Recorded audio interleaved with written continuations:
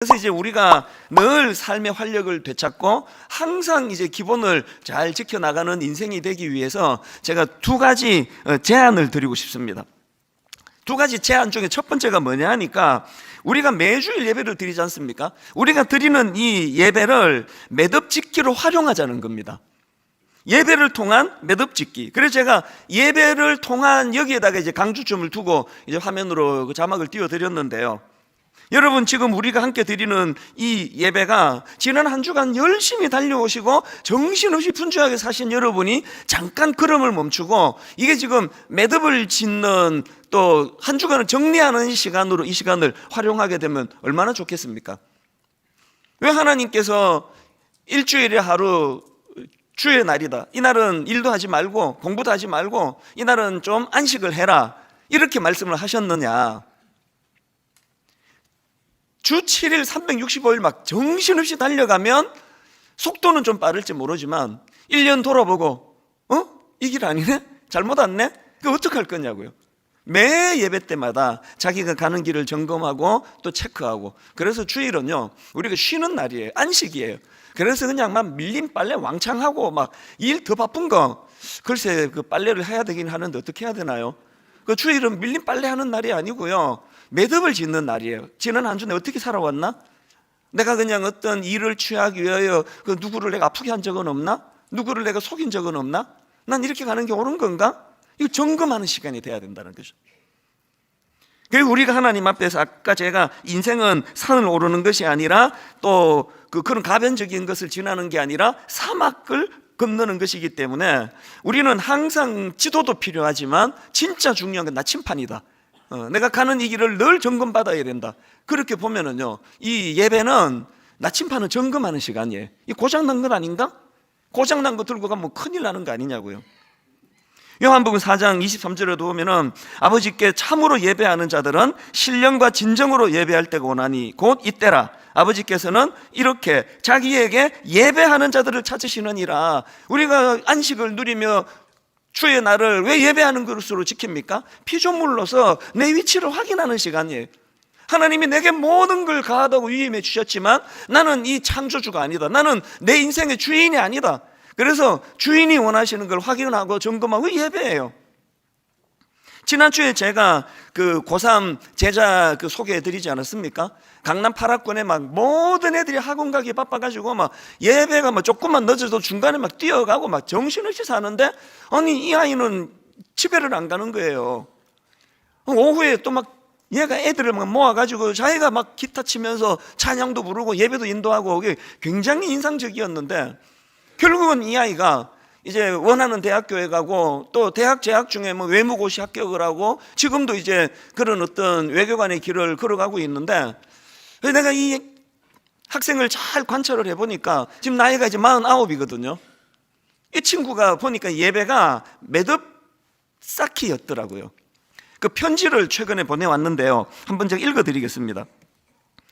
하나님을 인격적으로 만난 건 중학교 때였던 것 같고 고1 때 하나님께 헌신하는 기도를 드렸습니다. 주님 뜻대로 살기로 헌신하면서 주님께서 보내는 곳에 가서 주님 하라고 하시는 일을 하면서 살겠다고 나름 무게를 담은 고백을 올려드렸던 기억이 납니다. 그런 연장선상에서 고등부 제자반도 하고 자연스럽게 친구들과 기도회를 갖게 되면서 많은 은혜를 누리며 성장하는 시간을 가졌습니다.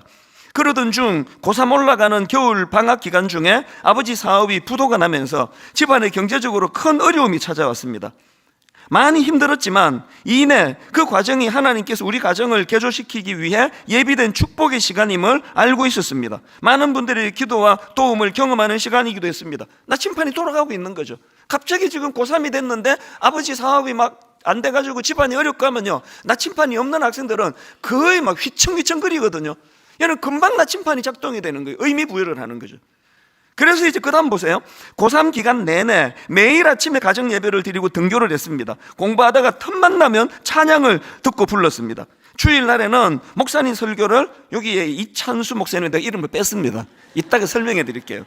주일날에는 목사님 설교를 제일 앞자리에 앉아서 매번 펑펑 울면서 들었습니다. 항상 두루마리 휴지를 옆에 두고 매번 눈물 콧물을 닦아내었던 기억이 납니다. 오후에는 기도회를 통해 자기가 만든 그 기도회 팀 아닙니까? 마음껏 목청을 높여 찬양하고 기도했습니다. 주일은 말 그대로 하나님의 예배 가운데 깊이 담겨 있다가 나오는 시간이었습니다. 보니까 얘는 중학교 때 주님을 영접하고 고등학교 때부터 예배를 매듭짓기로 활용하는 거예요.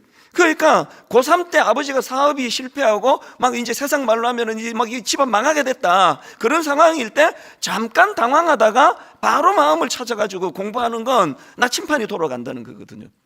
제가 아까 이찬수 목사님 설교를 들으면 때 이름을 뺀 이유는 아무리 생각해도 그 글의 초점이 설교 잘한 목사가 아니에요. 그 친구는 누가 설교했든지, 그는 설교가 좋았든지 설교가 죽을 썼든지 이거에 영향을 받는 게 아니라 이 친구는 예배를 매듭짓기로 그렇게 잡아왔기 때문에 내 이름을 거기다 두는 게 의미가 없다, 그냥 빼고 부른 거거든요. 오늘 우리 목사 설교 얼마나 잘하나 보자 이렇게 듣는 분들은 지금 이 예배를 나침판으로 쓰고 있지 않습니다. 마지막 내용 한번 들어보십시오. 주일을 하나님의 날로 거룩하게 구별하여 드리자는 마음으로 주일에는 공부를 하지 않고 충분히 예배하고 충분히 안식하기로 결심했습니다. 월요일부터 시험이 있는 날에는 토요일까지 충분히 공부를 해두고 주일 저녁에 일찍 자고 월요일 새벽에 일어나서 공부를 했습니다. 주일 성수로 인해 성적이 떨어지거나 어려움을 겪은 일이 없습니다. 오히려 슬럼프가 있더라도 길지 않게 관리할 수 있었고 더 능률이 올라 시간의 밀도가 더 높아지는 것을 느낄 수 있었습니다. 이후에 대학 기간 중에 외무고시 공부를 할 때도 같은 방식을 유지했습니다. 일주일에 한 번 예배를 중심으로 안식을 취하는 것이 얼마나 유익한지를 삶으로 경험할 수 있었습니다. 제가 이 제자를 2주에 걸쳐서 소개하는 거는요, 얘가 서울대 정치학과 수석으로 들어갔다, 얘는 대학교 다닐 때 벌써 외무고시 합격을 했다, 이것 때문에 드리는 게 아니에요. 내가 49년을 제가 이 제자를 관찰을 해보니까 가장 중요한 게 매듭을 지으면서 성장한 이 사람의 인생에서 흔들리는 게 없는 거예요. 그냥 쭉 그 길로 지금 가고 있는 겁니다. 49살, 내년에 50살이 돼요. 제가 우리 가정의 자녀들을 보면서 진짜 이렇게 살았으면 좋겠습니다. 어느 대학 나왔느냐, 어디 취직했느냐, 이것보다 중요한 건 매듭을 지어주는 거예요. 요동하지 않는 거예요. 어떤 상황이 와도. 이 사막과 같은 이 세상을 횡단해야 되는 게 여러분의 자녀들인데 무조건 무슨 대학 가라, 무슨 과 가라, 그래갖고 적성에도 하나도 안 맞는 과를 가가지고 내내 방황하는 이런 아이들이 우리나라에 얼마나 많으냐고요. 늦지 않았습니다. 지금부터라도 매듭을 짓도록 훈련을 시켜야 돼요. 이 공부를 왜 하는지. 아까 이 친구가 자기가 고백하잖아요. 슬럼프가 오는데 길지 않게 관리가 되더라. 주일날은 아예 얘는 공부를 안 했습니다. 1절 안 했습니다. 우리가 하나님 앞에서 부모된 우리가 이 예수 믿는다는 것에 대한 의미 부여가 잘 안 돼 있습니다. 이게 지금 왜 와 있는지, 왜 현장에 와서 예배를 드려야 하는지 정리가 잘 안 돼 있는 거잖아요. 오늘부터 하자고요. 예배는 여러분, 그리고 주일 성수는요, 일주일에 하루 너무나 분주한 가던 걸음을 잠깐 멈추고 매듭짓기예요. 지난 한 주간 내가 그리스도인으로서 이렇게 사는 게 옳은 건가? 그 목사가 이렇게 한 주를 사는 게 옳은 건가? 장로로서 나는 이 한 주 어떻게 살았나? 그리고 예배를 통해서 피조물로서 나는 내 분수를 지키고 있나? 분당 우리 교회가 뭐 내가 담임 목사라고 이게 뭐 막 제 것처럼 그렇게 설치고 다니면 이 교회가 어떻게 되겠냐고요. 매주일마다 저 스스로를 점검하고 난 종이다, 난 신분꾼이다, 이거를 일주일 단위로 매듭을 지어가고 있는 거거든요. 그래서 여러분 간곡히 부탁드리는데요, 여건이 되시면 주일 성수하셔야 됩니다. 그리고 그 시간은 그냥 하루 종일 밀린 드라마 보고 세탁기 돌아가는 소리로 시끄럽고 애들 막 숙제하고 막 이런 시간이 아니에요. 예배 드리고 그리고 집에 가셔서 조용히 묵상하면서 매듭을 짓는 시간으로. 여기서 한 가지 살펴볼 게 있는데요, 오늘 본문 여호수아 8장 30절 한번 보십시오. 그때 여호수아가 이스라엘의 하나님 여호와를 위하여 에발 산에 한 제단을 쌓았으니 이는 여호와의 종 모세가 이스라엘 자손에게 명령한 것과 모세의 율법책에 기록된 대로, 그 다음 보세요, 쇠 연장으로 다듬지 아니한 새 돌로 만든 제단이라. 여기 보니까 두 가지 중요한 포인트가 나오는데, 먼저는요, 이게 모세가 이스라엘 자손에게 명령한 것, 그러니까 하나님께서 모세를 통하여 명령한 걸 행하는 거예요. 여호수아가 그냥 뭐 자기 의를 위하여, 자기가 어떤 양심적인 뭐를 위하여 하는 게 아니고, 이거는 역사적으로 그렇게 하나님이 요구해 오신 거예요. 그 일을 행하는 거예요. 뭐가 느껴지세요? 자기 자리를 안다는 거죠. 자기 질서를 안다는 거죠. 내키는 대로 막 그 이상한 지도자들 잘못 만나면요, 막 정신이 하나도 없어요. 막 오늘은 뭐 이 산으로 가자 그랬다가 잘못 왔다, 뭐 저 산으로 가자, 또 돌아가자, 뭐 정신이 하나도 없어요. 여호수아는 자기의 어떤 기준대로 사는 게 아니라 하나님이 명하신 그 질서대로 사는 거죠. 무슨 혼란이 있겠냐고요. 그리고 더 중요한 건 제가 굵은 표시한 거 다시 한번 보세요. 이는 여호와의 종 모세가 이스라엘 자손에게 명령한 것과 모세의 율법책에 기록된 대로 쇠 연장으로 다듬지 아니한 새 돌로 만든 제단이라. 이걸 여기다 왜 강조하는 겁니까? 쇠 연장으로 다듬지 아니한 새 돌로 만든 제단. 그러니까 여기서 강조되는 건요, 사람의 손이 가지 않은 자연석을 이용했다는 그 얘기인데, 이게 뭘 의미합니까? 이건요, 인간의 노력을 배제한 전적인 하나님의 주도하심을 강조하는 거예요. 요거 모양이 좀 삐뚤하네, 인간의 힘으로 깎아내고 요게 완성이네, 이게 없어요. 가평 우리 마을이 설계하신 교수님이 장로님이시다 보니까요, 기가 막히는 게요, 산을 깎아주고 만들었는데, 이분의 철학 중의 철학이 하나님이 만들어 놓은 자연을 인간이 건들면 안 된다예요. 모든 지형지물을 아무것도 안 건드렸어요. 그리고 그걸 활용해서 기가 막힌 작품을 만들어 놓은 거거든요. 뭐가 느껴지십니까? 기독교는 인간의 노력을 부추기는 종교가 아니에요. 모든 종교는 인간의 노력이 거의 필수거든요. 불교, 저는요, 자다가 생각해도 내가 스님이 아닌 게 진짜 감사해요. 내가 스님이면 어떻게 살아야겠냐고요. 이게 이제 스님은 죽을 때 엄청 부담스러우실 것 같아요. 왜냐하면 이제 죽어서 화장을 할 때 그 살이라 그러잖아요. 화장한 뒤에 나오는 구슬 모양의 크기를 따라 이분은 큰 스님이다, 이거 완전 땡중이다, 이게 결정이 되는 것 같아요, 내 생각에는. 어쩔 뻔했냐고요. 우리 찬스 목사는 얼마나 큰 거 나오나 보자, 이랬으면 어쩌겠냐고요. 기독교는 그런 종교가 아니에요. 막 고행을 해가지고 막 이따만한 사리가 나와서 막 역시 저분은 훌륭한 분이, 그게 아니고요. 기독교는 인간의 노력을 추구하는 그런 종교가 아니라, 기독교는 십자가 은혜를 소중히 여기는 종교예요. 자꾸 힘 빼는 게 기독교예요.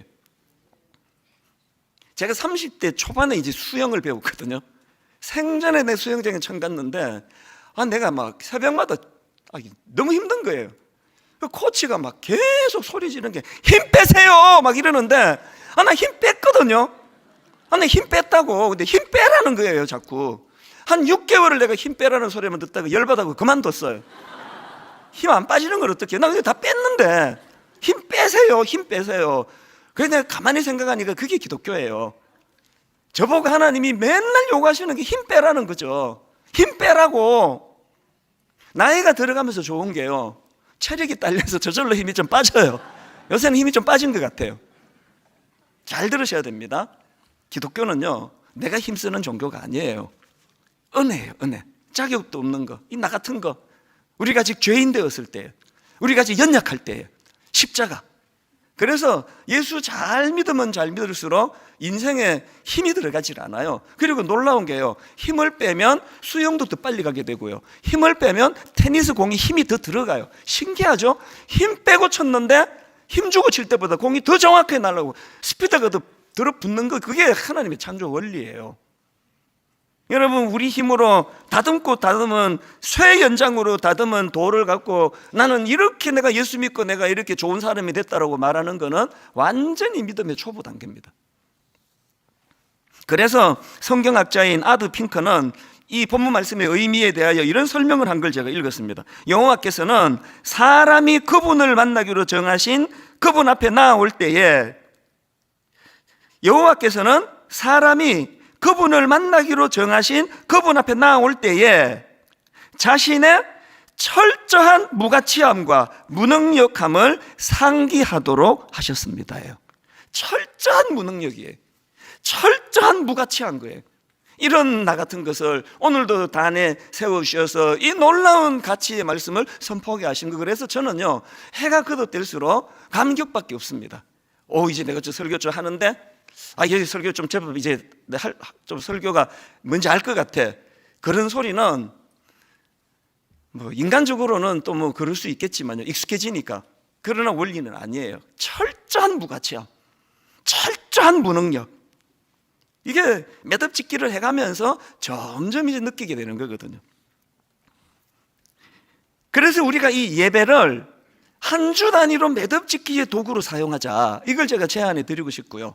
두 번째로 한 가지 더 제안을 드리고 싶은 게 뭐냐, 공동체를 통한 치유를 사모하자는 거예요. 공동체를 통한 치유. 자, 오늘 본문 33절 34절입니다.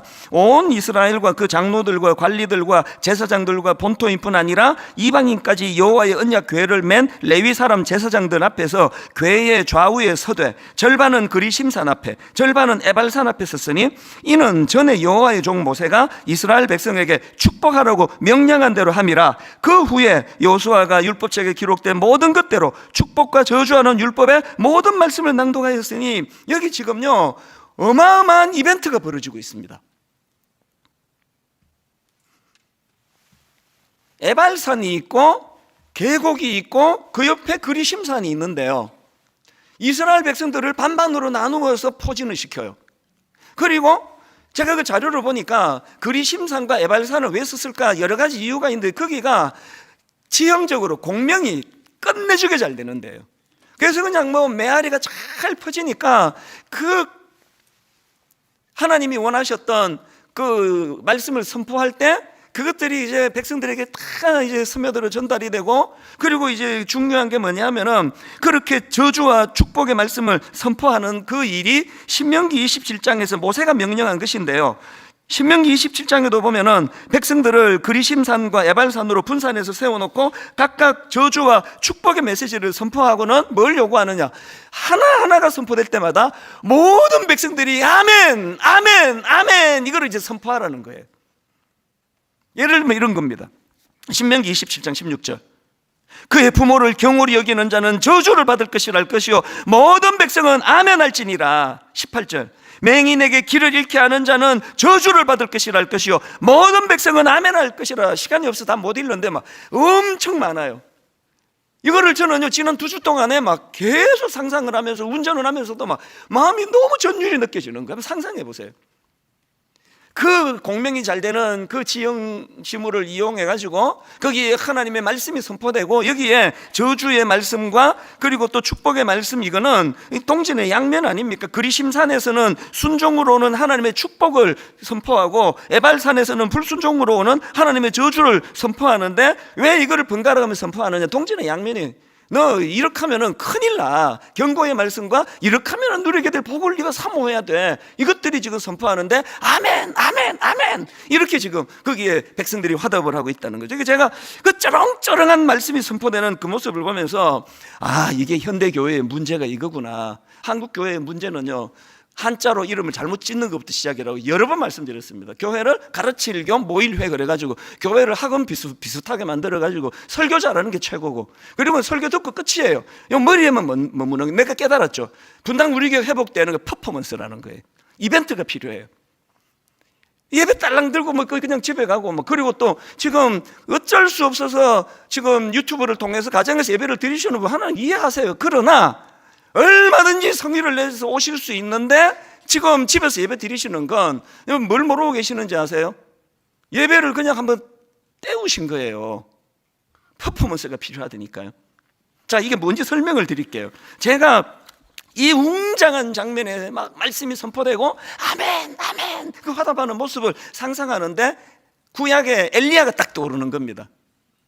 그것도 막 엄청 지금 우울증에 빠져있던 엘리야. 그게 열왕기상 19장 4절입니다. 엘리야를 보세요. 자기 자신은 광야로 들어가 하룻길쯤 가서 한 로뎀나무 아래에 앉아서 자기가 죽기를 원하여 이르되 여호와여 넉넉하오니 지금 내 생명을 거두시옵소서. 나는 내 조상들보다 낫지 못하나이다. 이거 완전 중증 우울증이에요. 이게 자살 충동을 느낄 정도면 굉장히 심각한 상태예요. 아니 엘리야가 어쩌다 이렇게 우울증에 빠져버렸나? 그 이유 원인을 10절에서 알 수 있습니다. 그가 이렇게 말해요. 그가 대답하되 내가 만군의 하나님 여호와께 열심히 유별하오니 이는 이스라엘 자손이 주의 언약을 버리고 주의 제단을 헐며 칼로 주의 선지자들을 죽였음이오며 오직 나만 남았거늘 그들이 내 생명을 찾아 빼앗으려 하나이다. 엘리야를 위축시킨 건 외로움이에요. 나만 홀로 남은 것 같다고. 그래서 하나님이 내려주신 처방이 18절입니다. 하나님 이렇게 말씀하세요. 그러나 내가 이스라엘 가운데에 7,000명을 남기리니 다 바알에게 무릎 꿇지 아니하고 다 바알에게 입맞추지 아니한 자니라. 왜 예배는 현장에서 드려야 되는지 아십니까? 온 세상이 이제 돌아섰다, 이제 하나님 끝이다, 망했다. 안 그렇습니다. 지금 한번 보세요. 똑같이 남겨진 7,000명 수많은 믿음의 성도들이 함께 찬양하고 마음이 막 뜨거워지고, 우리 이동선 전사님 막 찬양 인도를 얼마나 잘합니까? 막 부러워 죽겠어요. 막 얼마나 저렇게 찬양 연사를 가지고 막 아주 이제 막 자유자재로 막 찬양을 하고, 반주는 또 얼마나 잘하고, 막 모든 분들이 뜨거워. 이걸 TV 켜놓고 이게 되느냐고요. 제가 이 설교를 준비하는데요, 신문 기사 중에 이런 타이틀의 기사가 있습니다. 제목이 이래요. 외로움, 시대의 병, 연결을 복원하라. 10억 명 이상이 매우 외롭다. WHO 긴급한 위협. 제목만 딱 봐도 이게 무슨 상황인지 아시겠잖아요. 이제 우리나라는 말할 것도 없고 지금 온 세계가 지금 이 외로움이라는 심각한 문제에 지금 직면해 있다는 거예요. 그리고 이거를 어느 심리학자들이 모이는 게 아니라 왜 세계보건기구 WHO가 이 문제를 지금 다루고 있느냐? 지금 이 문제는요, 이 외로움의 문제는 세계보건, 그러니까 인류 건강을 위협하는, 이게 질병이래요. 질병. 그 기사에서 제가 참 마음이 아픈 걸 봤는데요, 이 외로움은요 얼마나 해로운가 하면 담배를 매일 15개씩 피우는 것만큼 건강에 치명적이래요. 저같이 평생에 담배를 펴본 적이 없는 사람도 이걸 그냥 방치하면 안 되는 거죠. 제가 외로우면요 하루에 담배를 15개를 피우는 거랑 같은 효과가 난다는, 이만큼 이게 무슨 질병이에요. 그래서 제가 그 기사에서 더 마음이 아팠던 게요, 이 외로움은 어떤 특정 연령층에 국한되지 않는다는 거예요. 우리 생각엔 할아버지 할머니가 더 외로우신 것 같은데 아니더라고요. 젊은이가 더 외로움을 타요. 모든 연령이 지금 이거로부터 자유하지를 못합니다. 어떡할 거냐고요. 이게 오늘 우리 현실이라면 교회가 내년에, 이제 저는 2학기 들어와서 꿈을 꾸면서 지금 준비하고 있는 게 있습니다. 이제 마지막 3주 뒤에 제가 내년에 대한 목양을 이제 다 발표할 건데요, 가장 내가 지금 마음을 쓰고 있는 거가 하나 있는데, 이제 우리 교회는 두 날개의 균형이 이루어지기를 원하며 개척 초기부터 해왔던 거예요. 큰 날개가 살아야 되고요, 작은 날개가 살아야 돼요. 큰 날개는 뭐죠? 아까 제가 말씀드렸잖아요. 우리가 어릴 때는요 이 주일 예배를 대예배라 그랬습니다. 왜 대예배인가 하면 가장 많은 사람이 모여서 드린다고. 우리가 이 대예배를 이제 요새는 그렇게 안 씁니다. 우리가 이 주일 예배를 매듭짓기로 쓰자고요. 우리가 이 주일 예배를 내 인생의 나침판이 고장이 났는지를 점검하는 시간으로 쓰자고요. 그리고 주일을 안식하자고요. 그 큰 날개가 살아나야 돼요. 그런가 하면 작은 날개가 뭐죠? 두 번째 제가 제안한 그가 작은 날개예요. 공동체를 향한 혹은 공동체를 통한 치유를 우리가 사모하자는 거죠. 소그룹이 살지 않으면 이런 큰 교회 다니는 게 여러분 치명적이에요. 전부 머리로만 받아 적고 이해하고 그렇게 하고 막 1부 끝나면 막 빨리빨리 가세요, 차 빼야 돼요, 2부 예배 드려야 돼요 이래가지고 막 정신없이 그냥 학원 갔다 온 것밖에 안 되잖아요. 이 소그룹을 살려야 되는 거죠. 저는 이런 상상을 해봤습니다. 만약에 엘리야가 오늘 본문에서 에발산과 그리심산에서 이 퍼포먼스에 만약에 참석했다면, 그래가지고 막 온 산이 쩌렁쩌렁 울릴 정도로 말씀이 선포되고 아멘 아멘 아멘 막 엘리야도 신이 나주에 선포했으면요 우울증 금방 치료가 됐을 것 같아요. 하나님 내가 착각했습니다, 이제 안 우울합니다, 그랬을 것 같아요. 내가 지금 내년을 두고 꿈꾸는 게 뭐냐 하면은, 이제 내년에 우리 다락방의 부활, 지금도요 건강한 다락방, 너무너무 은혜로운 다락방이 너무 많습니다. 지난주인데요, 이제 다락방 종강을 앞두고 있어서 이제 우리 드림센터에서 다락방 모임을 하는 다락방이 좀 있다고 제가 알고 있어서 격려하고 싶어서 한 2주 전에 이제 11층부터 이제 다 돌았습니다. 11층, 10층, 9층 이렇게 쭉 도는데 막 많은 다락방 모임이 거기서 있더라고요. 그리고는 제가 이제 이게 시간이 없어가지고 제가 이제 다음 주일 다시 오겠다고 그렇게 하고 이제 약속을 하고 하필 또 그 주에 또 갑자기 또 아파가지고 그래서 이제 한 주 못하고 약속은 지켜야 되니까 이제 그게 지난주예요. 그 다락방을 돌기 시작하는데요, 사실 이제 막 이 저녁에 다락방을 돌려고 이제 낮에 기다리고 있는데 몸이 점점 또 이제 지금도 이제 감기 기운이 아직도 약간 남아 있거든요.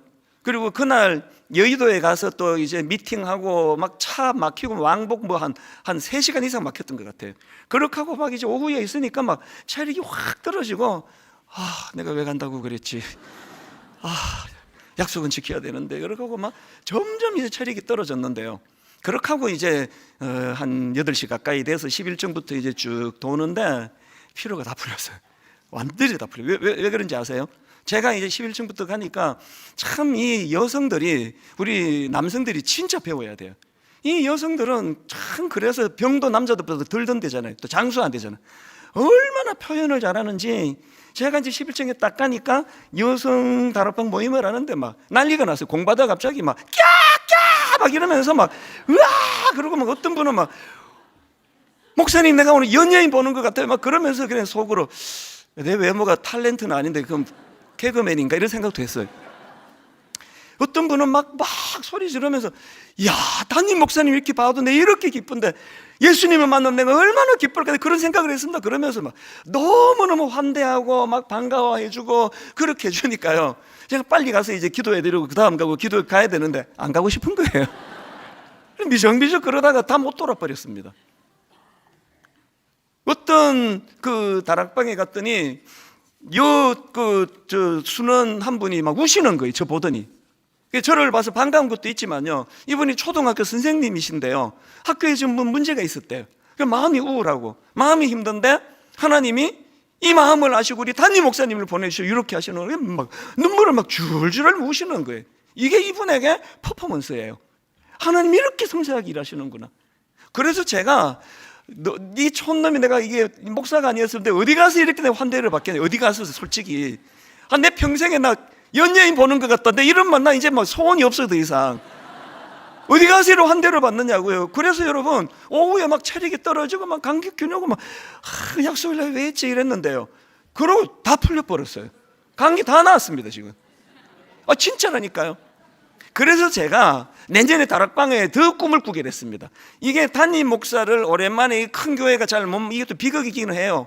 담임 목사를 못 보다가 오랜만에 보니까 막 이렇게 환대하고 반가워하고 막 그렇게 축복해 주는 이걸 매주일마다 서로 하면 어떨까? 매주일마다 서로 맞아주고. 세상은요 달면 삼키고 쓰면 뱉는 거 아닙니까? 기능으로 따지면 얼굴 확 돌리고 계산하고 더 이상 얻어먹을 거 없으면 등을 돌리고. 교회가 이런 것입니까? 아니잖아요. 조건을 따지지 않고 이 사람 자체를 기뻐해주고 환영해주고. 금요일 만나는 팀 이번 한 주도 수고했다고. 저는 저녁을 같이 식사를 내년에 정말 권하고 싶어요. 먹는 게 힐링이에요. 치료예요. 비빔밥 하나 해가지고 반찬 하나씩 다 갖고 와가지고 막 뒤섞어가지고 같이 먹고. 주일 오후 5시 다락방도 저는 지금 꿈을 꿔요. 주일날 오전에 예배 드리고 좀 쉬고 내일 출근하기 전에 그냥 연속극 몰아서 보고 그냥 눈이 그냥 뻘겋도록 하는 주일이 아니라 주일 오후 5시에 다락방 모임에 가면은 한 5시쯤 모여서 서로 축복하고 내일부터 직장생활 하는데 화이팅! 우리가 기도하겠습니다. 그리고 또 비빔밥에서 먹고 그리고 다음날 출근하면 얼마나 좋겠냐고요. 이 꿈을 지금 꾸는 거예요. 내가 겪어보니까요, 환대를 받으니까 피로가 풀리더라고요. 너무 마음에 제가 막 자존감이 막 세워지더라고요. 모든 다락방마다 다 내년에 이걸 하기를 저는 원하거든요. 이게 작은 날개예요. 함성을 지르고 아멘! 아멘! 여러분 이 주일 예배는 여러분이 이제 아무것도 못 하잖아요. 설교하다가 갑자기 질문이 있는데 이게 됩니까? 내가 지금 설교하는데 하나도 동의가 안 되고 속으로 아이 뭔 저게 말이야 뭐요 저게 뭐 말도 안 되는 소리 안 해 그래도 뭐 항의를 할 수가 있습니까? 아무것도 못 하잖아요. 그래서 작은 날개가 다락방 가서 마음껏 펼치라고요. 마음껏 여러분을 드러내고 여러분의 마음을 표현하고 내가 만난 하나님을 자랑하고 아멘으로 화답하고 이 작은 날개예요. 오늘 저는 이 결론을 저는 이렇게 내기를 원해요. 여러분 큰 날개가 살아나야 돼요. 이제 우리 다 갖추었습니다. 저렇게 은혜로운 예배 인도자가 찬양을 인도하고 얼마나 정성을 다한 성도들이 예배를 드립니까? 그리고 일주일에 한 번 참 피곤하고 지치는 이게 난 이게 뭐 소모품인가? 회사에서 난 뭐지? 이런 상한 마음이 들 때마다 우리를 그렇게 대하지 않는 그 존재로 우리를 기뻐해주고 근데 계속 강조하지만 제가 만약에 목사가 아니라면 제 이 평범한 제가 어디 가서 제가 그렇게 환대를 받겠냐고. 우리 기독교는 자기를 드러내는 종교가 아니에요. 은혜예요, 은혜. 그 은혜로 내가 자존감이 이렇게 높아지고 이게 교회거든요. 저는 큰 날개 예배를 통해 매듭을 짓고 예배를 통해 나침판을 인생의 나침판을 점검하고 작은 날개 서로 축복하고 아멘으로 화답하고 엘리야 같은 우울한 사람들이 그곳에 와서 서로 확인을 하고